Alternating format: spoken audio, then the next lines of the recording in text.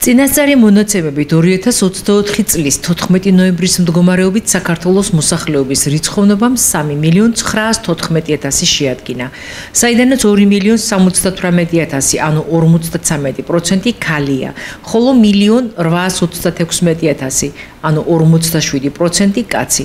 ამის შესახებ ინფორმაცია სტატისტიკის ეროვნული სამსახური აქვეყნებს. ამ დოკუმენტის მიხედვით ქალების წილი შედარებით მაღალია თბილისში 56% და ქუთაისში 55%, ხოლო შედარებით დაბალია მცხეთაში, ხარაგაულსა და საგარეჯოში 59%. 2.423.000 კაცი ცხოვრობს საქალაქო დასახლებებში, ხოლო 1.491.000 სოფელში. თბილისში ცხოვრობს მოსახლეობის 34%, მეორე და მესამე ადგილს იკავებენ იმერეთი და ქვემო ქართლის რეგიონები. შეგახსენებთ, მოსახლეობის აღწერა ჩატარდა 2024 წლის 14 ნოემბრიდან 31 დეკემბრის პერიოდში. აღწერა მოიცვა ქვეყნის მთელი ტერიტორია ოკუპირებულის გარდა. საქსტატის ცნობით აღწერის შედეგების გამოქვეყნება დაგეგმილი იყო ორ ეტაპად.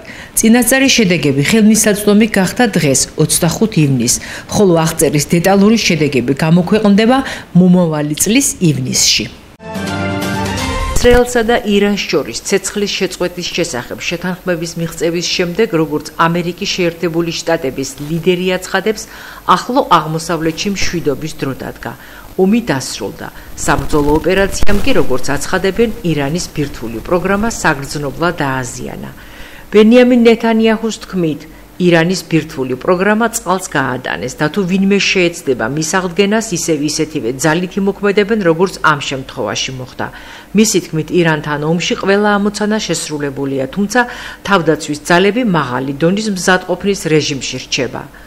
ამ ეტაპზე საომარ კონფლიქტთან დაკავშირებით კითხვები უპასუხო რჩება ისტორიკოს შალვა თავაძისთვის, რომლის ოდენობა ცეცხლის შეწყვეტის შეთანხმებამ, როგორც თავად აცხადებს, კიდევ უფრო გაზარდა. ბოლო 2 დღის განმავლობაში განვითარებულმა მოვლენებმა კიდევ უფრო ახალი კითხვის ნიშნები გააჩინა იმ განცხადებებთან დაკავშირებით, რომელიც გააკეთეს ორივე მხარემ. ორივე მხარეს ზეიმოს გამარჯვებას, ერთი ამერიკის შეერთებული შტატები ისრაელის ზეიმოს გამარჯვებას, ირანის ხელისუფლება ზეიმოს გამარჯვებას. ნუ რასთან გვაქვს საქმე?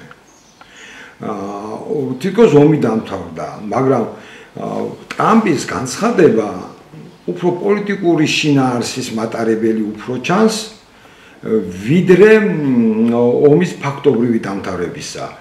მე მხედველობაში მაქვს, რომ ტრამპის განცხადება აშკარად არის აცდენილი ამერიკის შეერთებული შტატების სამხედრო დაზვერვის მონაცემებს, რომელიც აქვეყნებს ოფიციალურად, რომ ომი აი ამ საბრძოლო ოპერაციებმა გარკვეული ზიანი მიაყენა ბირთვულ პროგრამას, ირანის ბირთვულ პროგრამას, თუმცა დროის ფაქტორს გამოყოფს, რან სადღაც მცირე ხანს დროის შემდეგ ეს პროგრამები ისევ აღდგება. ანუ სულად არ მომხდარა ლიკვიდაცია იმ ობიექტებისა. ეს ერთი. და არის კიდევ მეორე ფაქტორი. უცებ დამთავრდა, რაღაც უცნაურად გამოცხადა ომის დამთავრება. მას შემდეგ, როდესაც ირანმა განაცხადა, რომ ის აპირებდა ჰორმუზის სრუტის ჩაკეტვას, რაც პრობლემებს შეუქმნიდა ბევრ სახელმწიფოებს, ეკონომიკური ფაქტორების მოსყიდველობაში და ხომ არ იმოქმედა ტრამპის ამ ქმედებაზე ჩინეთისა და რუსეთის გაცხადებულმა პოზიციებმა. აქედან გამომდინარე, მე ვფიქრობ, რომ ცოტა უცნაურად დაიწყო ეს ომი და ასევე უცნაურ დასასრული უჩანს. თუ იმასაც მივიღებთ ხედველობაში, რომ საბრძოლო ოპერაციები გარკვეული ხაზით მაინც გაგრძელდა როგორც ირანის ტერიტორიაზე, ისე ისრაელის ტერიტორიაზე. პატარა ნენე პაპიძეების ოჯახის მე-6 შვილია. ის კლინიკა ფერომედის სამშობიარო განყოფილებაში დაიბადა წონით 4 კილო და 85 გრამი, ზომით 52 სანტიმეტრი.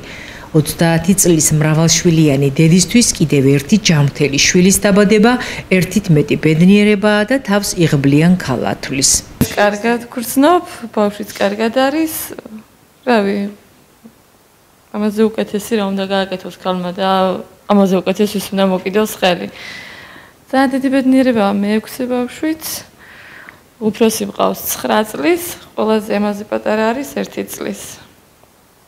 ეს არის მე-4 გოგო. მადლობას ვუხდი ფერომედის მთელ პერსონალს, ბატონ ვახოს, ბებიაქალებს, ყველას, ვინც შემშობიარობას დაესწრო, კარგად შეიარა ყველაფერმა.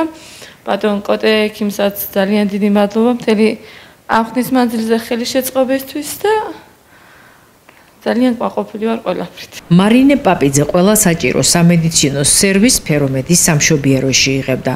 ექიმი ვახტანგ ურიადმყოფელი ამბობს, რომ პროცესმა ყოველგვარი გართულების გარეშე ჩაიარა და დედაცა და ახალშობილიც თავს კარგად გრძნობენ. ფერომედის სამშობიაროში შემოვიდა პაციენტი, განმეორებითი მშობიარე, მე-6 მშობიარე, რომელმაც მშობიარე აბსოლუტურად ფიზიოლოგიურად და დაიბადა ჯანმრთელი ახალშობილი, წონით 4085 გრამი, 52 სანტიმეტრი.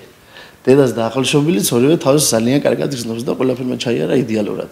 ვლოცავთ მთელი ჩვენი კოლექტივი და ვუსურვებთ კიდევ და კიდევ უფრო მეტად გაამრავლო ზერი. განყოფილებაში კი ტრადიციას არც ამჯერად უღალატეს და მრავალშვილიან დედას სიმბოლური საჩუქრები უსახსოვრეს. ფერომედის სამშობიაროში ძალიან ბედნიერი მომენტი გვაქვს. მე-6 შვილი ძალიან დიდი ბედნიერებაა და ღმერთმა უმრავლოს ჩვენს ქვეყანას და ჩვენს საქართველოს მრავალშვილიანი ოჯახები. ჩვენ დავამკვიდრეთ ტრადიციად, რომ მრავალშვილიან ოჯახებს პატარა საჩუქარი, სიმბოლური საჩუქარი გავუკეთოთ და მადლობას ვუხდით, რომ აირჩია ჩვენი სამშობიარო სახლი და მადლობა მას, რომ ჩვენს ქვეყანას აჩუქა მე-6 შვილი, 4 გოგო და 2 ბიჭი. რამდენიმე დღეში ნენე დედასთან ერთად სახლში დაბრუნდება და თავის წილ ბედნიერებას მიიტანს. ოჯახში პატარა გოგონას 2 ძმა და 3 და ელოდება. გამარჯობათ, მე ვარ გია ტუღუში, ბათუმიდან, მწერალი. ლიტერატურა უპირველეს ყოვლისა, მწერლისა და პოეტის გია ტუღუშის ამ სახელწოდების გადაცემა ტელეკომპანია არგოს ახალი შეთავაზება იქნება მაყურებლისთვის. საავტორო გადაცემაში გია ტუღუში თავის მოსაზრებებს გააზიარებს წიგნზე, ლიტერატურაზე, მის ღირებულებასა და დანიშნულებაზე. მეტიც, როგორც გადაცემის ავტორი სპექტრთან ამბობს, ეს იქნება აზრის საჯარო გამოთქმა და ტკბობა ლიტერატურით, რომლის მიმდინარეობისას მაყურებელი ბევრ რამეს აღმოაჩენს ლიტერატურულ პროცესებზე, კონკრეტულ ავტორებსა და ტექსტებზე. იმავდროულად გადაცემაში იქნება ერთგვარი შეგონება წიგნის კითხვის მნიშვნელობაზე. ბევრი დრო ლიტერატურას, ამბობს გადაცემის ავტორი და წამყვანი. მამაო ჩვენოში ამ საყოველთაოდ ცნობილ ლოცვაში, პური ჩვენი არსობისაში იგულისხმება რა თქმა უნდა სიყვარულის პური, რომ ჩვენ გადაგვარჩენს სიყვარული და ეს სათაური, რომელიც მე შევქმენი, ასე ვთქვათ, მე დავარქვი ამ გადაცემას, ამ ჩვენს გადაცემას ეს სათაური, პირველ რიგში მიანიშნებს იმაზე, რომ ჩვენ გადაგვარჩენს ლიტერატურა და ეს მართლაც ასეა.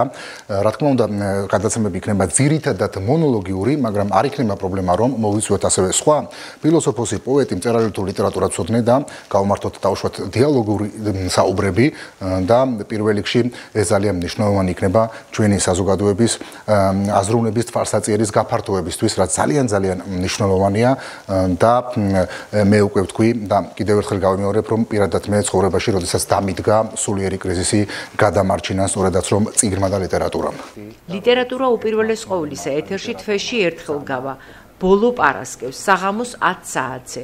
ამას გარდა მისი ნახვა მაყურებელს შეეძლება არგოს ოფიციალურ ვებ და Facebook გვერდებზე.